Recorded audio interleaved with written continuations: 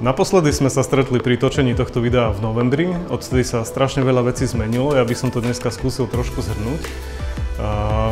V tom čase sme ešte len prezentovali, že máme tu na výzvu, z ktorej môžu podnikatelia v cestovnom ruchu žiadať o podporu 7 000 eur na 10 projektov.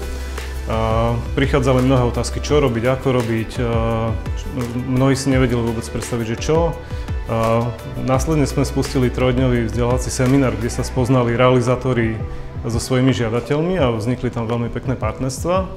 A tu s týmto šťastným úsmevom na tvári musím povedať jednu vec, že som veľmi šťastný, čo nakoniec vzniklo, s čím prišli žiadatelia. Vzniklo mnoho inovatívnych, zaujímavých, pekných nápadov, ktoré možno budú aj priekopnícke v mnohých smeroch. A dopadlo to tak, že namiesto 10 schválených projektov, ktoré sme mali my ako partnerská krajina, nám boli pridané ďalšie 3, pretože boli veľmi vysoko hodnotené mnohé naše žiadosti.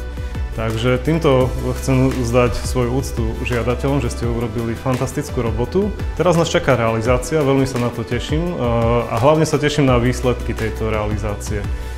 Takže to by som povedal k tejto úspešnosti projektov, že tu sa nám podarilo ozaj kus veľmi dobrej práce.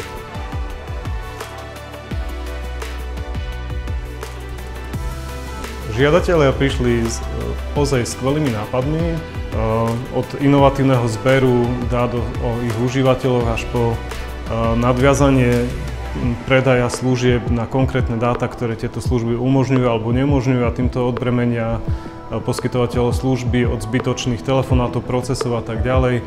Môžem takisto spomenúť, že riešenie GDPR agendy veľmi vtipnou formou, viazanou na lokálne nárečie, na východňarčinu.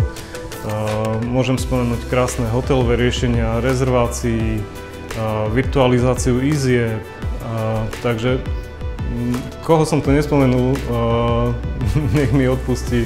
Tých projektov sa fakt podalo veľa, zo 16 sa podarilo uspieť 13.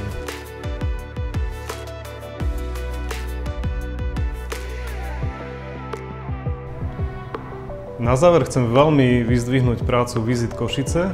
Na jednej strane vysoko kvalitný tím profesionálov, ktorý pracuje v tejto organizácii a zároveň to, že sa pustili smerom projektov, ktoré umožňujú ich členskej základni získavať takéto zaujímavé zdroje financovania. A takisto musím vyzdvihnúť metodiku, ako bol nastavený projekt, pretože umožnila postupnými krokmi sa dopracovať k tým výsledkom, ktoré sú dnes.